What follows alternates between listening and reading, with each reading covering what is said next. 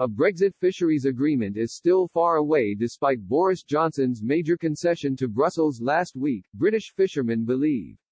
Last week, Mr. Johnson's chief negotiator Lord Frost presented the EU with a 3-year adjustment period over fisheries. Despite this major concession from the UK, a fisheries agreement remains elusive as the clock ticks down on the Brexit negotiations. Speaking to Express, chief executive of the National Federation of Fishermen's Organisations, Barry Dees argued the EU is yet to regard the UK as an independent state. Indeed, Mr. Dees stated big gaps remain between the two sides as EU states such as France desperately try to retain unrestricted access to British waters.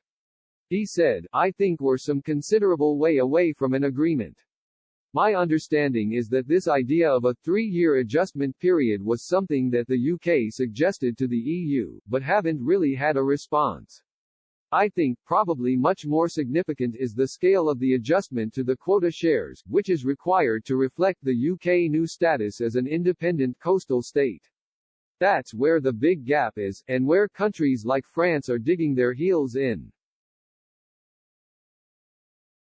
Last week, the UK did agree a historic fisheries agreement with Norway, the first as an independent coastal nation.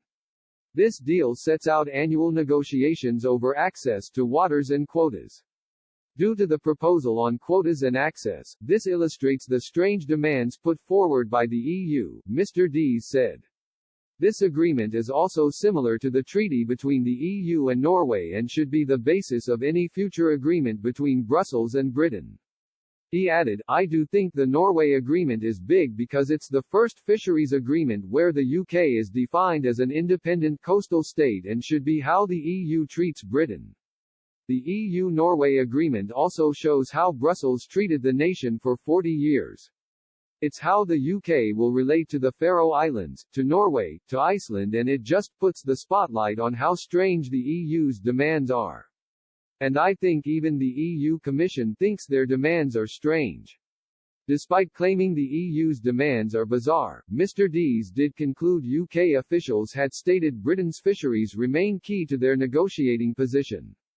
On Monday, German Chancellor met with EU officials, namely French President Emmanuel Macron, to urge them to drop their demands on fisheries. Ms. Merkel was also supported by her foreign minister, Heiko Maas, who called on EU states to support a Brexit compromise.